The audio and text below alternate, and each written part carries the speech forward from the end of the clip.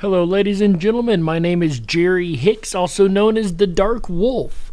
And if you would, please stand or at least put your hand over your heart for the playing of the Star-Spangled Banner.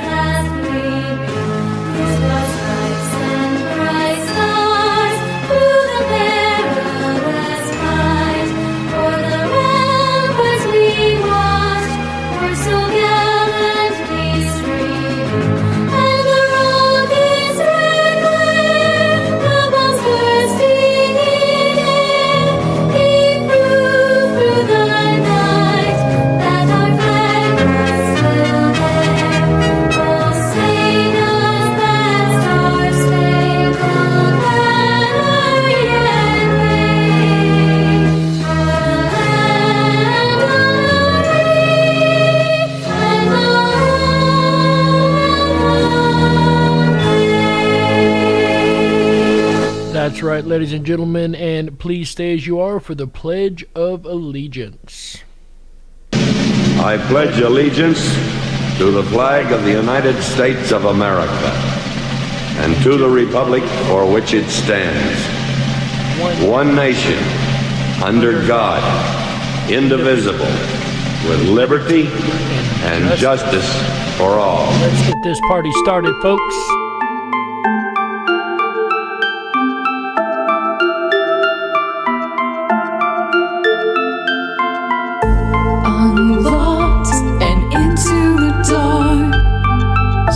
Things are better left unknown.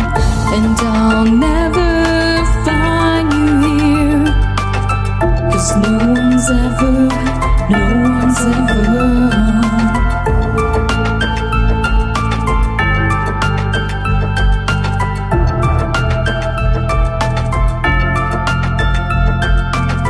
Oh, what a widow, a peaceful spider. When the glass is clean, she's a sneaky hider. Hide the lies and the alibis. Oh, what a sinner.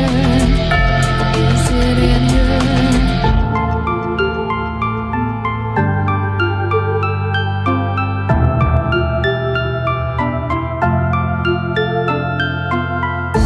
What's the truth in this riddle? Is love really just this simple? I can't seem to find my way in this world that never stays.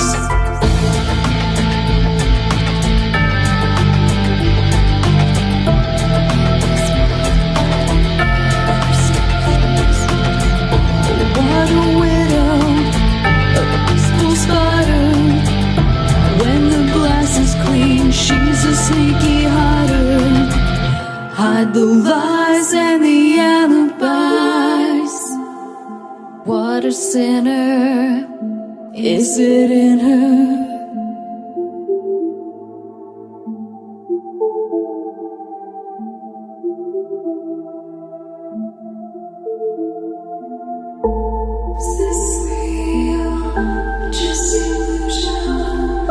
Brandon's lost in a wonderland of delusion.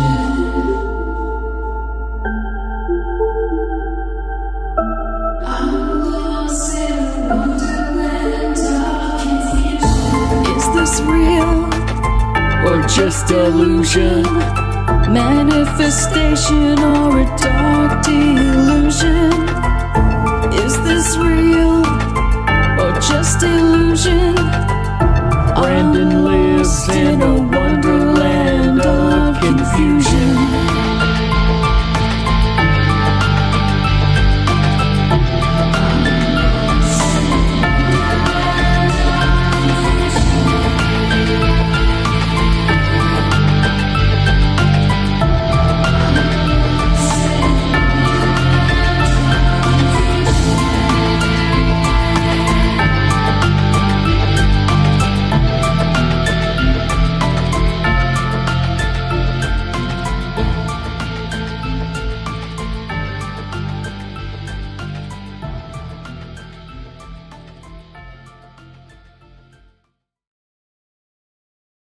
Rip'n Rabbit Hole is a community-driven radio. At times the community comments may reveal prejudices and other beliefs that we or our sponsors do not condone. Views or opinions expressed by the community, callers, or guests, are those of the individual speaking and do not represent the views or opinions of this site. Rip'n Common Sense content is intended for mature audiences only. Enjoy.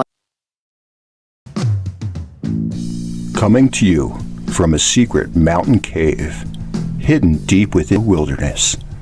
This is the Darkwolf's Den Show. Now, here is your host, Jerry Hicks. That's right, I am Jerry Hicks, also known as the Dark Wolf, and we are broadcasting live from a secret cave hidden deep within the wilderness of Tennessee. That's right. We're ripping through the electromagnetic soup. We're tearing through the atmosphere, and we're tunneling away into your radio like a quantum particle.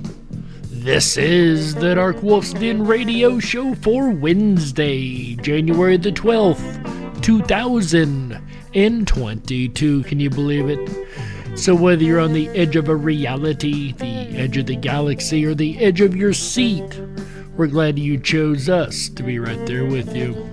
Ladies and gentlemen, tonight we are going over yet another incredible state of mystery. That's right, this time the great state of Nevada. As we know, there's Area 51, but we aren't going to talk about the obvious. That's what you hear everywhere else. But on the Darkwolf's Den Show, you hear something just a little bit different. Those case files, they get overlooked. That's right. And we have a whole lot of cryptids and hauntings and all kind of fun stuff coming up, ladies and gentlemen, here in just a moment. But first, let's go ahead and see who all we have over here in our chat room, both on the Darkwolf's Den Radio Show as well as the Rip'n Rabbit Hole. How you guys doing over here tonight?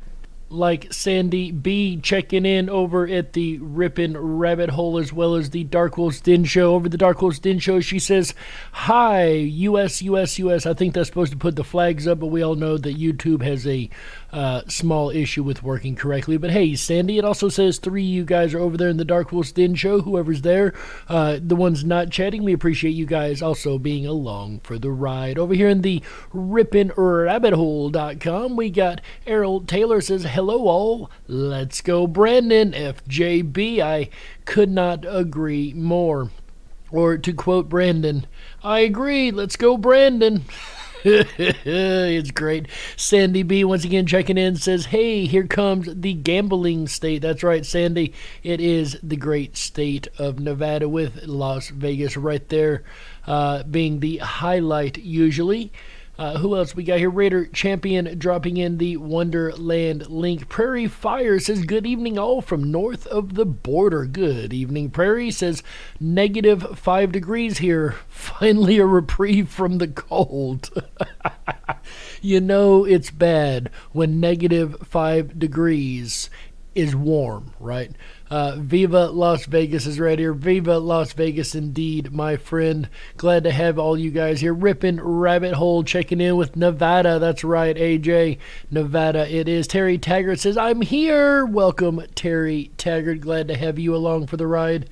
Looks like you guys are hanging out ready to have some fun tonight. I know I'm ready to have some fun tonight. You guys ready to have a good time? This is going to be an incredible episode. By the way, really interesting news article over here on the RipNRabbitHole.com. If you have a chance, do go check it out. You know we try to keep up-to-date news over here. Interesting article about the race against the tide for archaeologists trying to digitally restore Seaford's Head ancient fort. This is in England. Apparently it's set on a cliff top for almost 2.5 millennia, and it's about to fall off into the sea. So archaeologists are now trying to digitally map it, trying to unlock its secrets before it goes bye-bye. Really interesting article. If you're interested in archaeology, of course we know most of them are scientism practicing people, as we know. But if you're interested in that, definitely go check it out. See if you can read between the lines and find the truth in the articles, right? But there's always all kind of fun stuff over on the Rippin' Rabbit Hole, guys. So if you're ever bored and need something to do, definitely go check that out, right? Glad to see all of you guys here tonight. And whether you are listening over on the YouTube chat rooms or hanging out worldwide listening to Rippin' Common Sense Radio Network, the rippinrabbithole.com, or even on the replay on either BitChute or Rumble, we appreciate having every last one of you guys along for the ride. That's right. And everybody, do make sure that you check us out on those alternate platforms, because as you know, YouTube likes to mess with our channel over here and could take us down at any time those communists wish. So definitely make sure you catch us on the other platforms, but most definitely always on the rippinrabbithole.com, ladies and gentlemen. But of course, you didn't come here tonight to hear about how many platforms we're on. No, you came here to hear about the paranormal of the great state of Nevada, and we're going to get into that here in just a moment. But of course, as you guys know, we have two more fun little segments to do, the first of which we call Today in History. On this day in 1939, Timely Comics was founded by American publisher Martin Goodwin in New York. You may not have ever heard of Timely Comics, ladies and gentlemen. However, you have heard what it would later be renamed Marvel. That's right. Timely Comics, what would later become Marvel, was founded on this day in 1939, and that is today's segment of Today in History. Say what? Our quote of the day today, ladies and gentlemen, comes from Walter Weeks, W-Y-K-E-S. That Y thrown in there always makes it tricky, right? Anyway, playwright Walter says, and I quote, "Las Vegas, Nevada, a city where oddities don't make you lame, but instead bring you riches and fortune and fame," end quote. That's right, ladies and gentlemen, and that is today's segment of Say what? They say what happens in Vegas stays in Vegas. I guess that only counts if you don't become fame and fortune and rich from having an oddity, right? Perhaps that doesn't need to stay in Vegas, right? Anyway, ladies and gentlemen, of course, speaking of Vegas, we are talking about Nevada tonight and the great state of mystery that surrounds Nevada, as all the states in our union have some paranormal mystery surrounding. And as you guys know, we normally start out with the cryptid creatures, and tonight being no different, but we've got a very special cryptid creature starting off tonight's show, one you guys may have actually heard of. If you've hung around the network for any amount of time, you may be very familiar with this particular creature. He even has his own theme song. That's right. I'm going to go ahead and play that here real quick. It actually is its own ballad. It explains exactly who this creature is. Check it out. Once there was an old man living in an old house down by the lake. Rumor says the man was hunting for rabbits just for fun. Since the day the rabbits disappeared for a while, then came back and cast a spell over the old man. So he looks like a rabbit too now.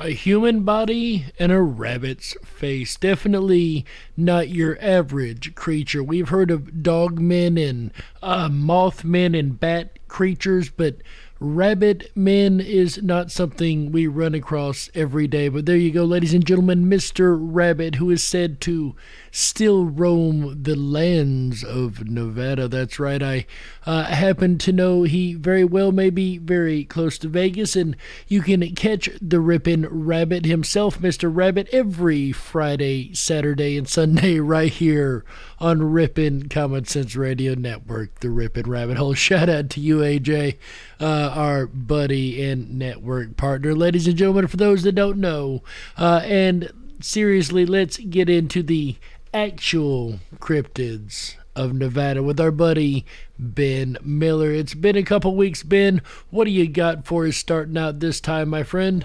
Nevada has a lot of cryptids that we would normally consider the usual suspects. However, with this, there are some fascinating and quite notable differences in the sightings. In saying all this, it brings me to a story that was originally going to be an honorable mention, but it quickly required me to include it on our main list. I am sure you have already figured out what type of cryptid I'm about to talk about. That's right, folks. We're going to kick off tonight with a Bigfoot story. We have traced this creature all across this country. Nevada is a location where a famous Sasquatch story is said to have occurred, and many believe it was part of a government cover-up. On August 6, 1999, a forest fire broke out on Battle Mountain. These fires brought many government agencies and onlookers to the area. On this day, the story goes that while fighting the fires, responders were alarmed to see a massive creature covered in hair lumbering towards them. The being had been badly burned by the fire and almost seemed to be looking for help. It walked towards the crew on all fours, and it was said to be walking not like a bear, but like a primate. The firefighters surrounded the being, and even though the creature obviously knew it couldn't escape, it sat down on the ground and didn't try to resist the help. The firefighters laid the creature out on the ground and called for medical help, which included both a veterinarian as well as a normal doctor. Honestly, this is not the first time I have heard a case file about firefighters finding Bigfoot. As a matter of fact, the way I understand it, when Mount St. Helens erupted and set ablaze the side of that mountain, I do believe there were also reports from those firefighters of a large number of Sasquatch creatures that were seen to be fleeing the scene, as well as a couple who were also injured. It makes you wonder out west how many of these firefighters, while fighting these forest fires, have run into these Sasquatch creatures. But of course, this isn't the end of this story. Good idea that they called in both the veterinarian and the regular doctor to make sure you've got both your bases covered, right? The creature had severe burns on its hands, feet, legs, and torso. Not to mention that large portions of its hair was badly singed off.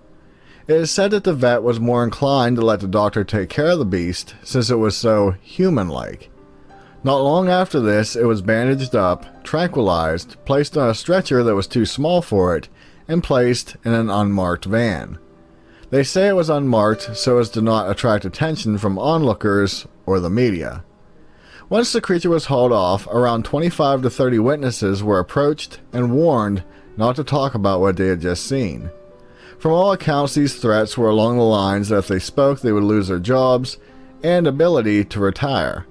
Which was a tactic that used to be only reserved for people that they wanted to keep quiet. However, it's now being used against every person in this country, as we know, as they try to push their numerical agenda. But just the same, it's not far-fetched considering what we've seen the last couple years to understand that this used to be commonplace against anyone who saw a UFO and reported it, or saw a Bigfoot and reported it, or anything the government didn't like you talking about.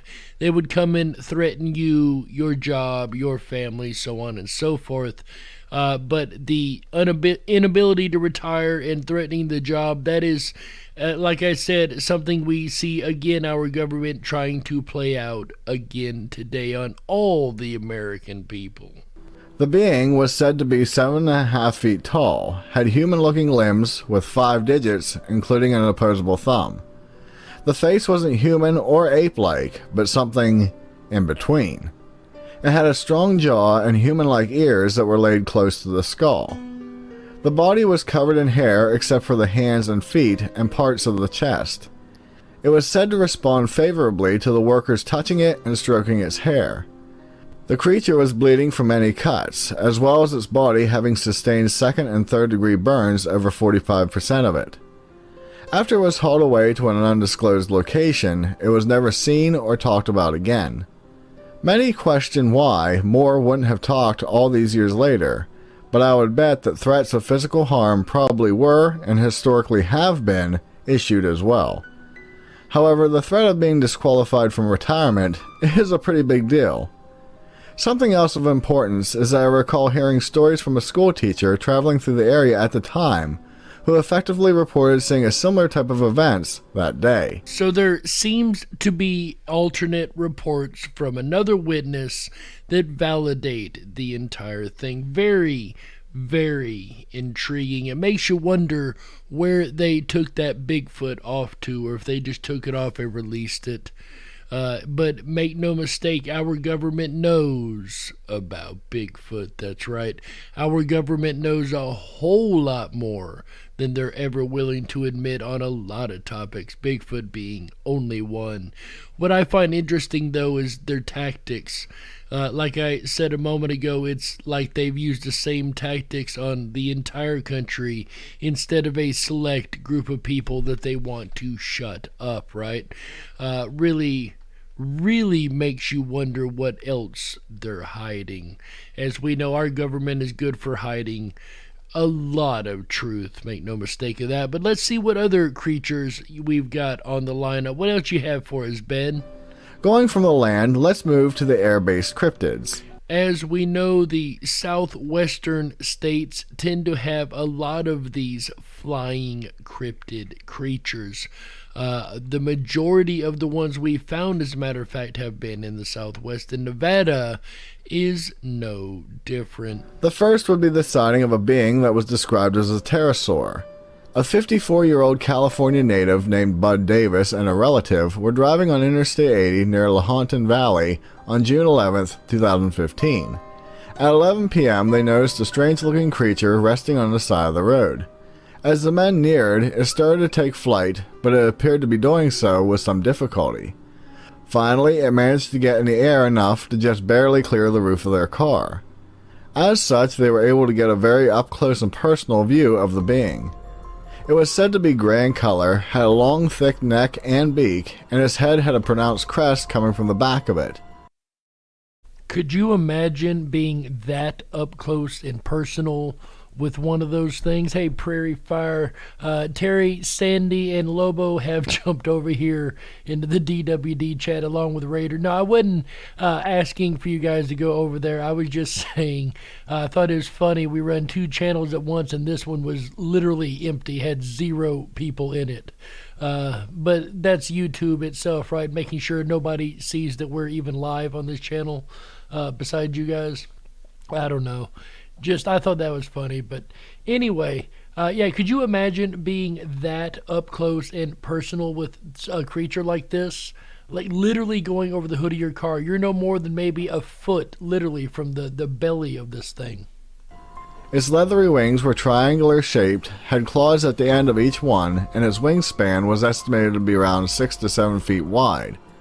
It had a long skinny tail, its body was hump-like, and they said it was 4 to 5 feet long. This creature managed to glide over their car by only a few inches, and was said to have quickly vanished from sight. Later on, Bud was trying to find pictures of what he had just seen, and said that when he found an image of a pterosaur, it matched perfectly. It should be said that many of the surrounding states also have claims of a very similar type of creature. Like I said a moment ago, the Southwest is really known for these flying cryptids, right?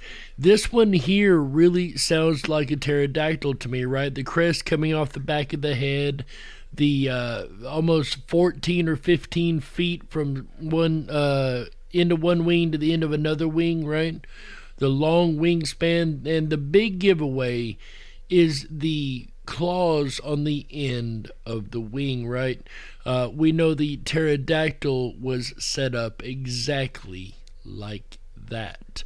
So perhaps there is a pterodactyl that's roaming the Southwest American land. But it would have to be more than one, wouldn't it? Have to be a couple pterodactyls surviving. But is that unheard of? Not really. And even if they didn't survive, perhaps they Mandela'd into the timeline, right? Perhaps the Lazarus effect has taken over, something we've seen a lot the last couple years, where these extinct creatures just suddenly reappear, right? It sure isn't out of the realm to think a dinosaur who is extinct could also do the same thing. If nature created it once, what's going to stop it from creating it again, right? Or it just reappearing in time. Our next story involves something that is quite familiar, but then takes a strange turn. The cryptids are known as gargantuan gliders, or simply gliders. The event occurred in 1925 on a mesa near the previously talked about Battle Mountain. It was on this day that an amateur pilot named Don Woods Jr. and 3 of his friends would encounter something that would haunt them forever. All 4 were out flying their World War I style planes known as a Curtiss JN-4, nicknamed Jennies. Curious about what was on top of a large mesa, they landed their planes on it and started to walk around. At 1 p.m. they saw a strange 8-foot wide saucer-like object falling from the sky and appearing to try to land near the men's location. I can tell you from a majority of ufology cases out west, the UFOs have been known to hang around on these mesas for some reason. I don't exactly know what the case may be. Perhaps they get a good look across the valley below. I don't really know, but we do know that has been a very consistent thing along a lot of case files, is once again these appearing at the tops of mesas. Before it landed 30 feet away, they noticed its underside was a reddish color.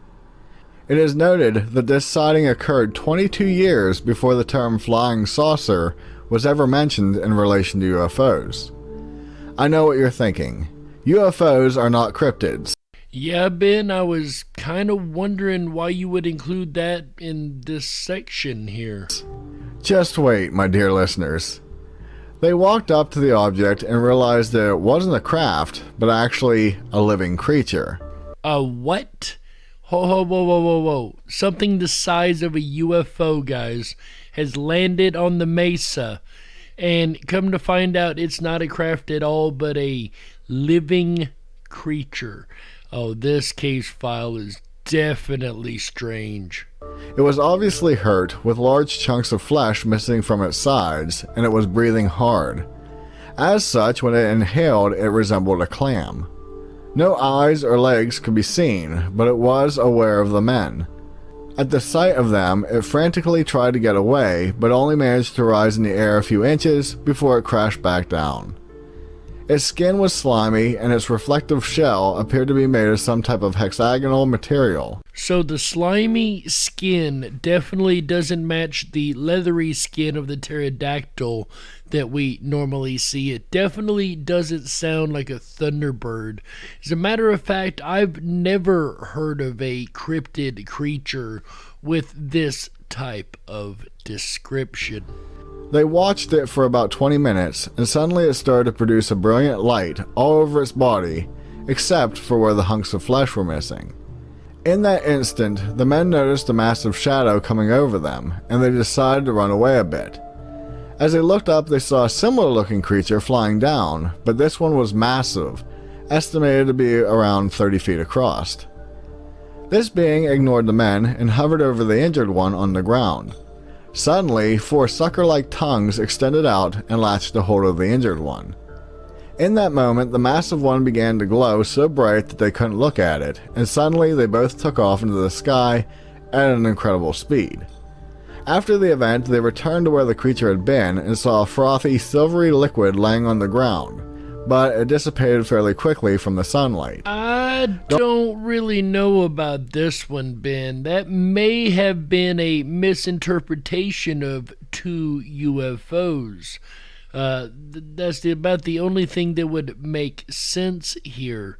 It may have been a cryptid creature of some type, but this sounds to me like watching two flying objects interacting with each other. The glowing is what really gets me. And the fact that the other one showed up, hovered over this one, put out tendril-like things, which could be considered like cables, right? Perhaps these UFOs are alive. We've heard that concept put forth before too, right, guys? But this creature here could be a misinterpretation of alien hardware, maybe? Or maybe these UFOs are alive. Either way, I would not call this a cryptid creature just yet, but I'm not completely convinced, Ben.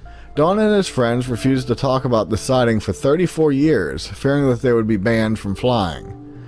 Not only this, but they openly admitted that they knew no one would believe them, but still wanted to get the story out there to get it off their chests. Chris Spivey over in the DarkWolf's Den Show chat. Good to see you, my old friend Chris here. Says silver liquid, mercury. Now that's a good possibility. Actually, we know that the Vimanas of ancient Indian times, they tell us that those ran on a mercury engine of some type. So I would definitely agree it could possibly be that, which would again lend to the theory of a UFO misinterpretation, right? It is said that they believed that if the creature were to be seen at night, it would simply look like a ball of light. Now, does that not sound like your classic nighttime UFO, a strange ball of light in the sky, right? Again, this may be a misinterpretation of an event, at least in my opinion. As incredible as this encounter is, I do have to wonder if they didn't possibly encounter the beings known as atmospheric beasts, or was it something else? You know what, Ben? I'll give you that one. There's something that we have not really discussed here on this show before, and that is atmospheric beasts. So this is the idea that above the cloud layer, above the plane layer, above 30,000 feet, there could be creatures that have come to exist only in that atmosphere, spend their whole lives up in the air, never actually coming down to the ground, or if they do, it's very, very rare. It's said that some of these creatures look like jellyfish and other odd shapes. This being an incredibly odd shaped creature, especially with whatever seemed to be surrounding it, suggests that it may very well have been something of that nature, an atmospheric beast. But on that note, folks, that music means we have to go ahead and take a network break right here. So my name's Jerry Hicks, also known as the Dark Wolf, and you're listening to the Darkwolf's Den Radio Show exclusively on Rippin' Common Sense Radio Network, the Rippin' Rabbit Hole. We'll be right back with the second half of the Darkwolf's Den Show after these messages. Stick around, don't touch that dial. That's right. Cave, hidden deep within the... Wrong soundbite.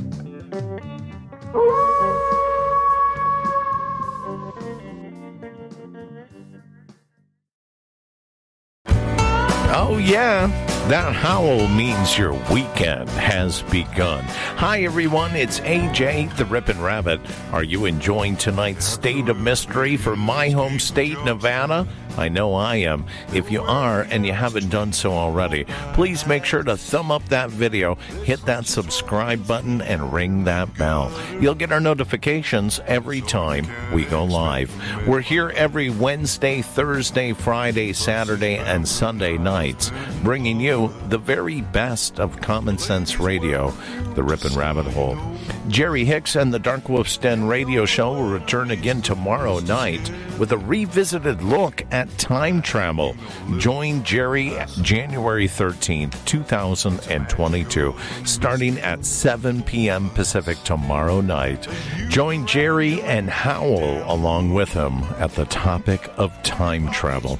Then Friday night, January 14th, come along with me deep down through the rabbit hole as we explore the high horse and how to get off it. Friday, January 14th, starting at 7 p.m. Pacific, 10/9 Central, as all shows do. I can think of a couple people that should come off of their high horse, like, immediately.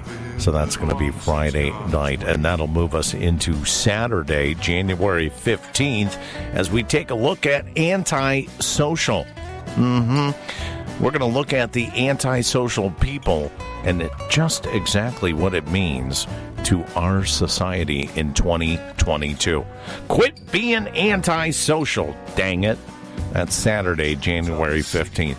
Then we'll end out the weekend right together with you. Sunday night, we'll explore the subliminal rabbit hole. This is an audience-suggested topic, one that I cannot wait to embrace. And again, that's going to end out that weekend right together with you. Sunday, January 16th.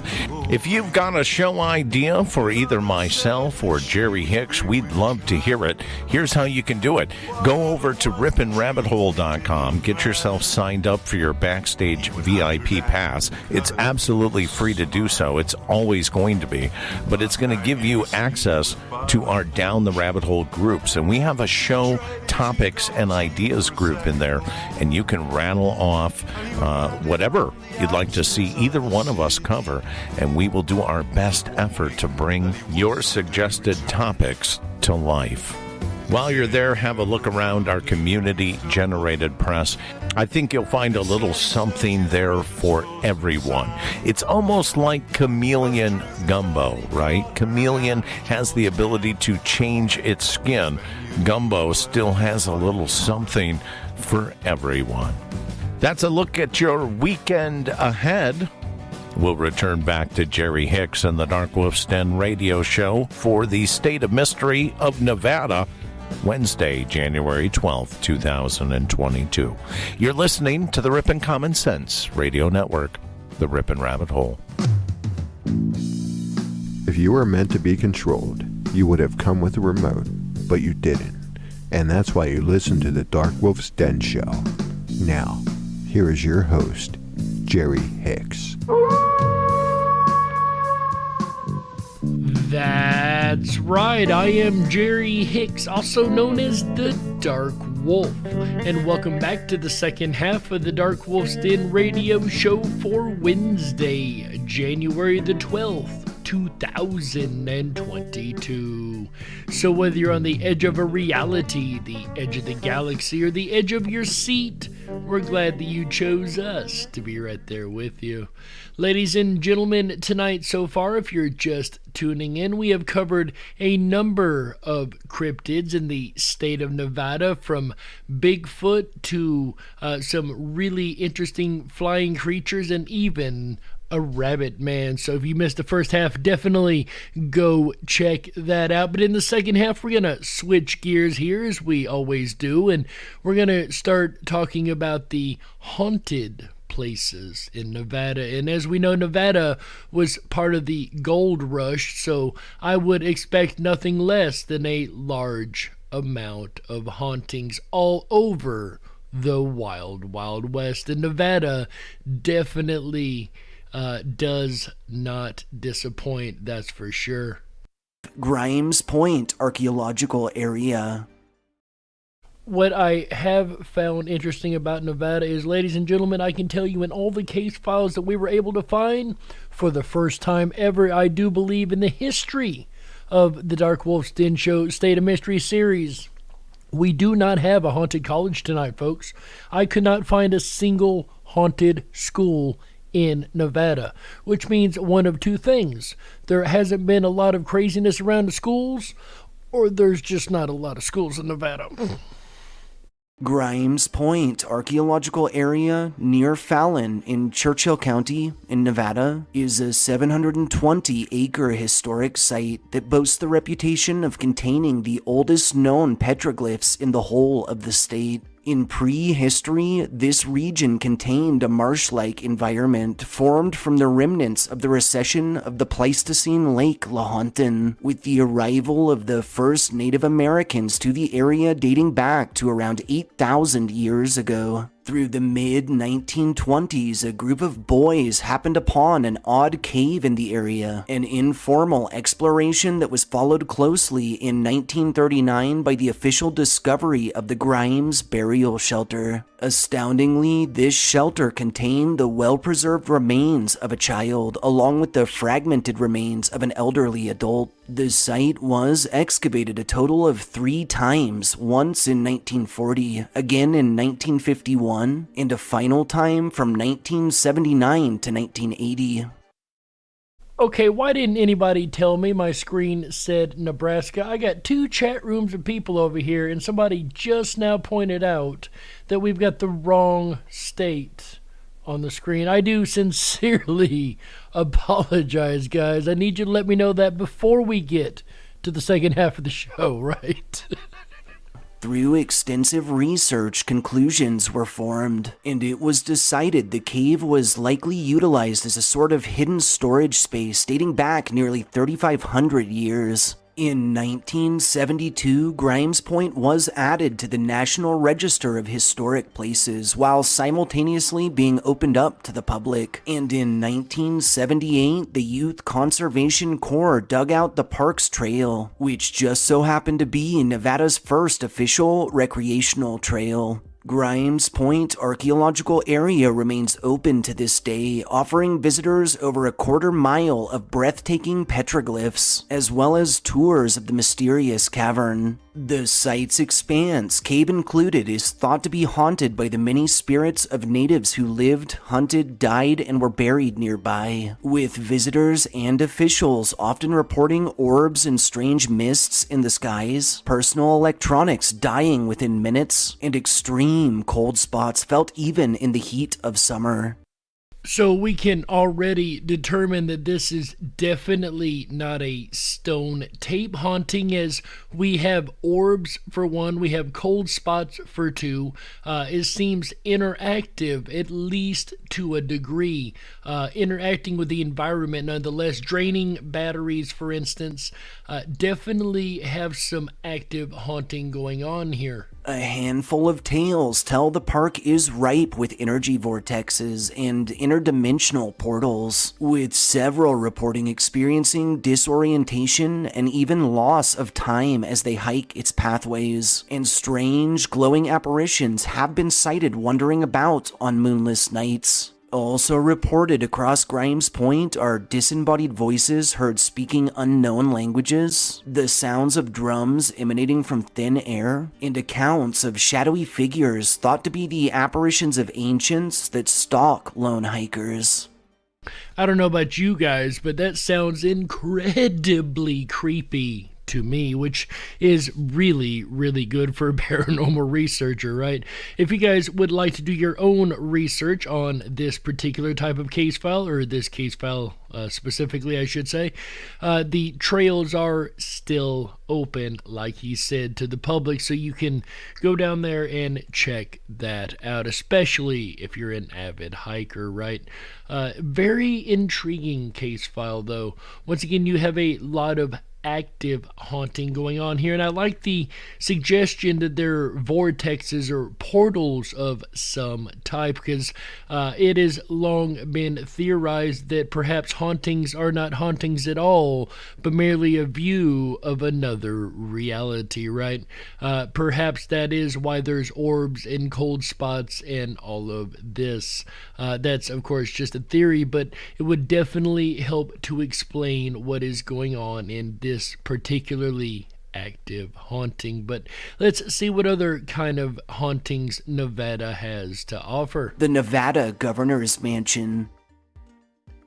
The Nevada Governor's Mansion, located off Mountain Street in Carson City, Nevada, is a government office and official residence to the state's governor that remains open to the public as a people's house, with its only restricted area being its top floor, which is actually reserved as the governor's private space. And here again, we have yet another place that is open to the public that is haunted. So for any field researchers out there, there you go. Here's yet another place you can go do a study. Historically, the mansion was initially constructed from 1908 to 1909 on land purchased by the state from one Mrs. T.B. Rickey. Prior to its construction, the governor and family were required to handle their own lodgings, preferably at or near the capital city. In 1909, then acting Governor Denver Dickerson and family moved into the residence. The same year, in September, Dickerson welcomed his daughter, June, into the world. June Dickerson remains the only child to be born on mansion grounds. The impressive abode was officially open to the public for the first time during a New Year's party in 1910, and from 1967 to 1968, the mansion was structurally rehabilitated and redecorated. The Nevada Governor's Mansion is thought to be haunted by 3 separate spirits, possibly more, with many frequenting its grounds, reporting disembodied footsteps heard up and down the stairs, doors opening and slamming shut on their own, and voices heard from empty rooms. So here is another place where we have an active haunting indeed.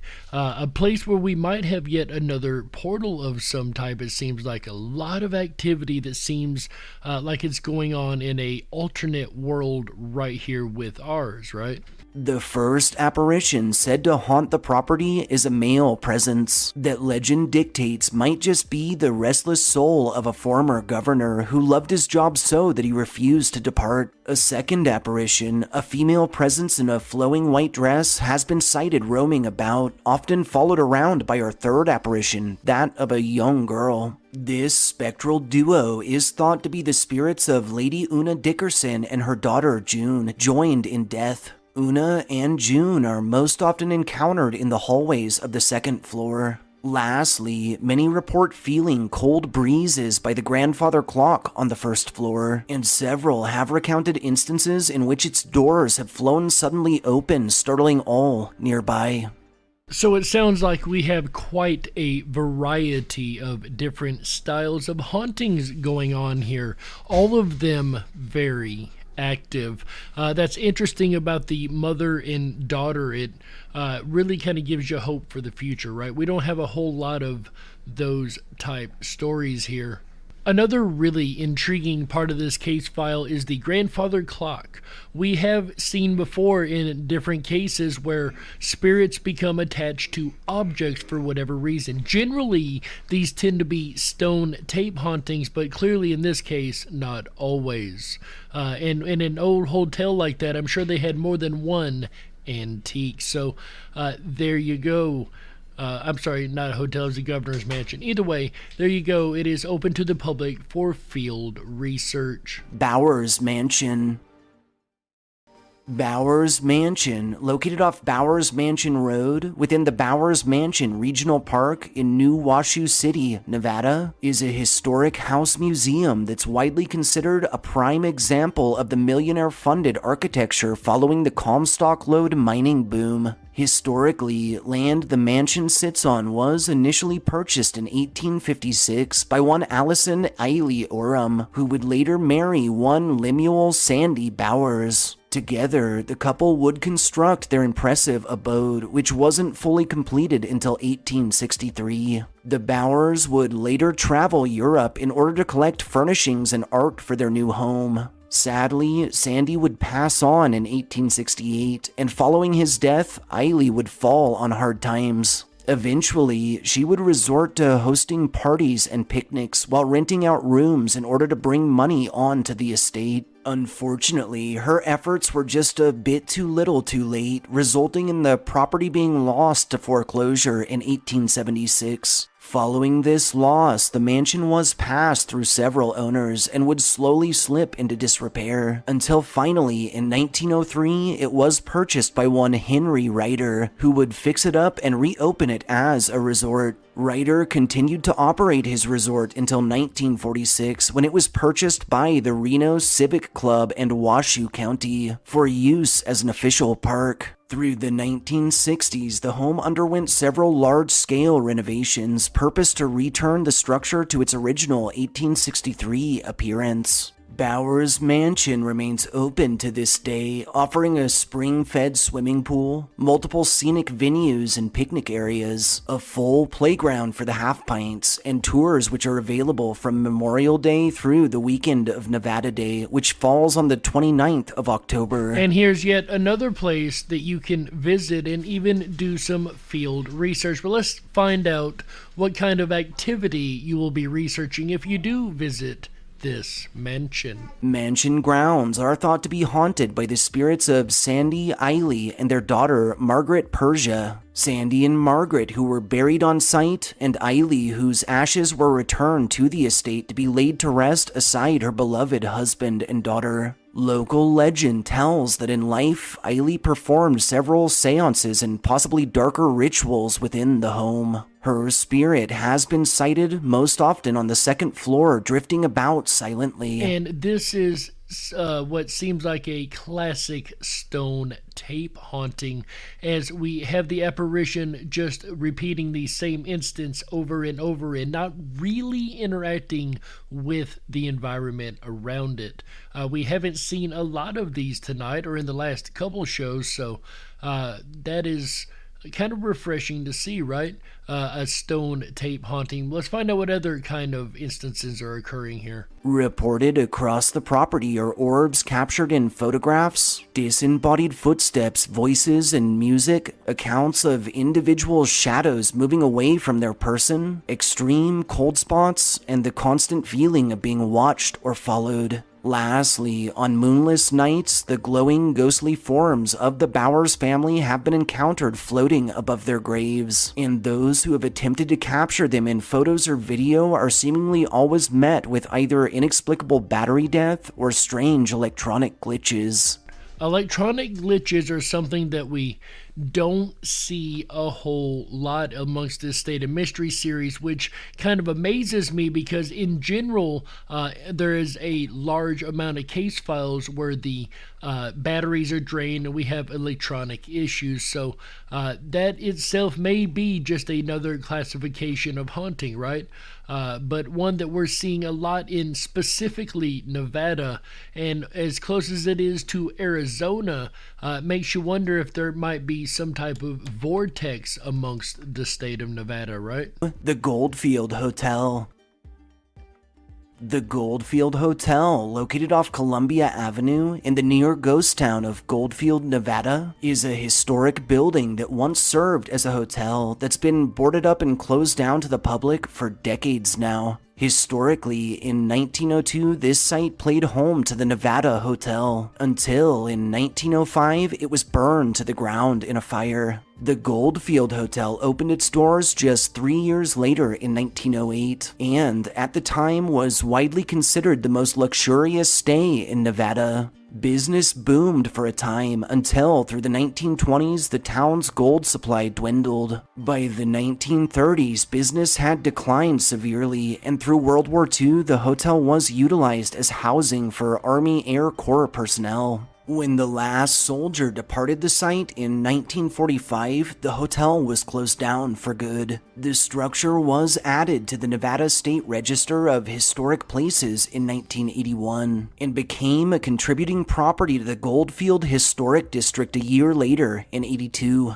The Goldfield has been passed through various owners over the year, each who has attempted to restore and reopen it, but all who have been met in failure. In 2003, the property was purchased by one Edgar Red Roberts. Although the hotel was estimated to be open by 2019, as of the date of this upload, being the start of 2021, there's still no word as to when it will be accessible. As it stands, tours are available, but only through the building's owners or caretakers, and on an extremely limited basis. So this is yet another place that is at least available for tours, though limited.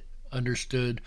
You can still tour and do field research. Got to give it to Nevada. They're a lot more open about field research on these haunted places than most are, but let's see what kind of hauntings this one has to offer. The Goldfield Hotel is said to be haunted by a number of spirits, possibly the most famous of which just might be a female presence dubbed Elizabeth.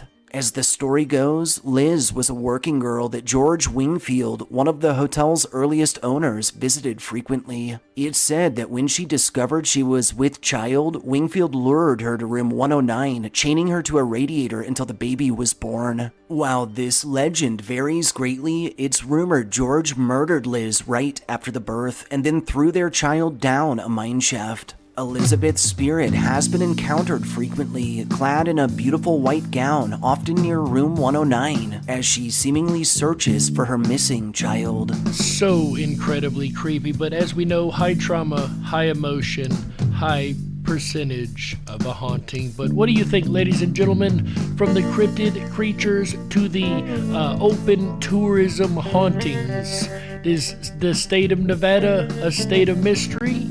Or are we barking up the wrong tree? In the end, ladies and gentlemen, all you can do is look at the evidence, apply a little common sense, and... You be the judge! That's right, boys. We got to close it out. That's right, that's it for this episode of the Darkwolf's Den Radio Show for Wednesday, January the 12th, 2022. So whether you're on the edge of a reality, the edge of the galaxy, or the edge of your seat, we're glad you chose us to be right there with you.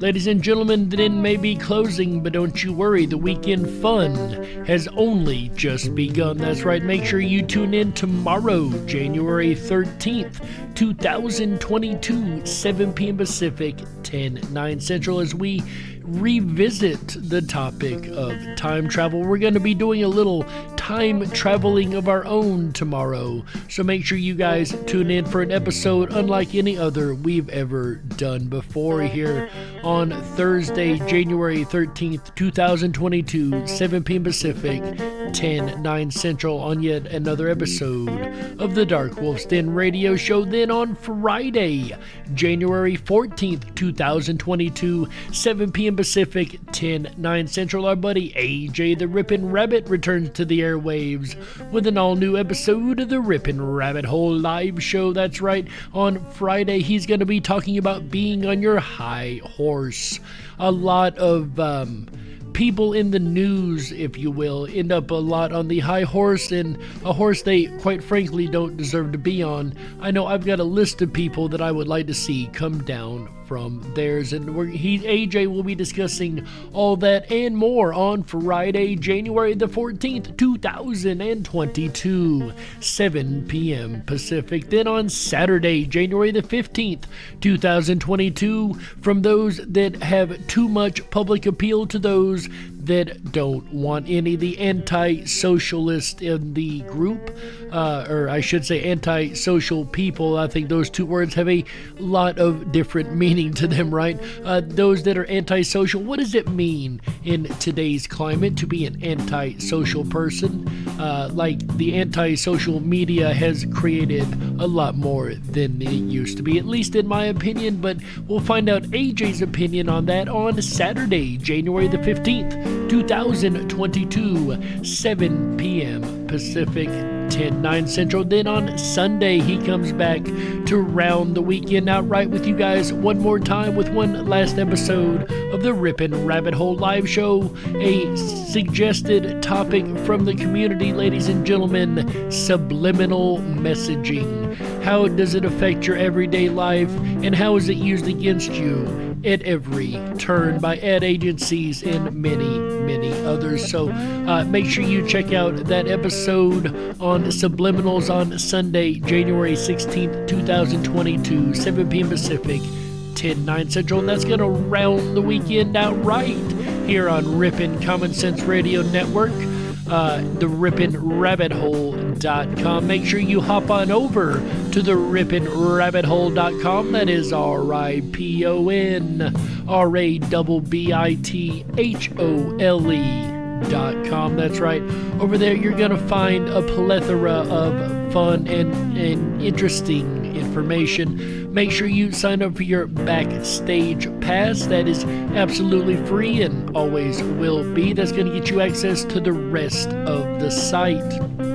And while you're over on the Rippin' Rabbit Hole, if you scroll down to the bottom of every page, you're going to see the Freedom Flame burning brightly. We are coming up on the 5th annual Freedom Flame broadcast, for those that don't know, on March 20th. And we're going to be doing something just a little different than past years this year. We've been planning it here recently, and let me tell you guys, it's definitely worth the wait. I cannot wait to unveil everything we've been working on. There's something special we're doing this year that is... Anyway, for more information, stay tuned to the rippinrabbithole.com, as we will keep you updated as the date gets closer. Once again, that is RIPONRABBITHOLE.com. That's right, ladies and gentlemen. And while you're over there, also make sure you drop down the rabbit hole. That is our exclusive privatized social media section, where we don't shadow ban and do the things those other commie websites like to do. So come on over, check us out, and we hope to see you guys over there. Drop down in the groups and leave us a message if you want your content shared on the Rippin' Rabbit Hole or on the Darkwolf's Den Show. If there's a topic you'd like to see us cover, let us know. With that said, ladies and gentlemen, my name is Jerry Hicks, also known as the Dark Wolf, and you've been listening to the Darkwolf's Den Radio Show exclusively on Rippin' Common Sense Radio Network, the Rippin' Rabbit Hole. We will see you guys next Wednesday, or we'll see you guys tomorrow night, as a matter of fact. We'll see you guys to do some time traveling tomorrow night. Until then, ladies and gentlemen, remember, stay awake, but dare to dream. That's right. Bye, everybody.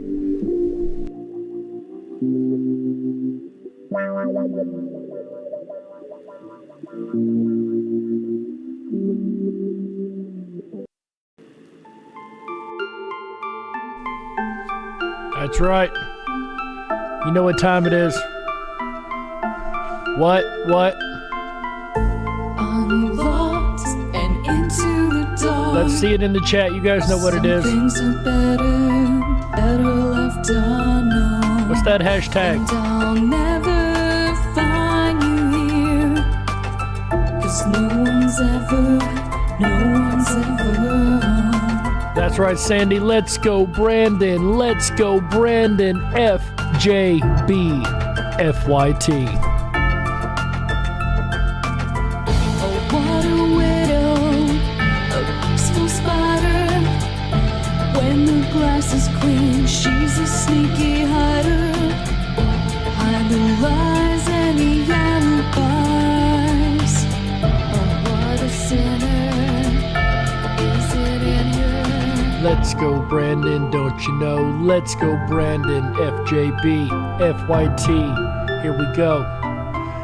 Lobo says start a burn the diaper campaign. What's the truth in this riddle? I like that idea. Is love really just this simple? FYT. Can't seem to find my way. FJB. In this world that never stays.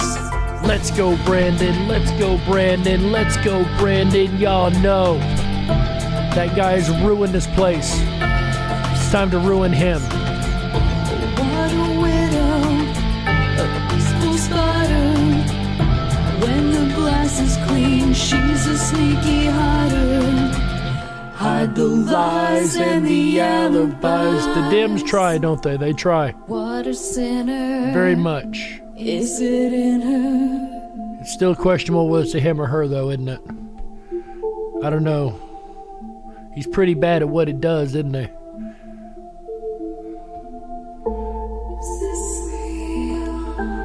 Where does he live? Brandon lives in a wonderland of delusion. What? Biden lives in a wonderland of delusion. Is this real or just illusion? That's what we think now, right? Manifestation or a dark delusion? Now that I believe. Is this real or just illusion? Brandon's lost in a wonderland of confusion. Let's go, Brandon. Let's go, Brandon. FJB, that's right. FYT, Joe. Just think about that. We know it's FJB. What do you think YT might be? Let's go, Brandon. There you go, Deborah, joining us. Check out the new book, Moon Madness, by first-time author J.W. Hicks. Originally conceived in 2015, this fictional novel only becomes more and more relevant by the day. What would you do if you found out that almost everything your government has told you was a lie? In the year 2103, Jeremy Carlson and his fiancée Brittany Parsons decide to take a vacation in a lunar cabin. Everything was going great until strange things started happening after they went to sleep. Are they being abducted, or are they catching moon madness? A strange phenomena thought to be caused by the lower gravity of the moon. After a fateful meeting with a guy named Zach Marshall, things become a whole lot more clear. They are now determined to expose the governing body of the Earth and Moon, known as the World Council. Will the three of them succeed, or will things go horribly wrong? Find out in the great novel, once again, by first-time author J.W. Hicks, called Moon Madness. Available now on Amazon, $12 for paperback, $7 for Kindle. Not adding this to your bookshelf would be madness. And for those that have bought it, if you wouldn't mind going and leaving me a review over there, that really helps us get the word out to others who might be interested in that book. Ladies and gentlemen, until tomorrow night where we jump in the time machine, I bid you au revoir. Let's go, Brandon. FJB, FYT.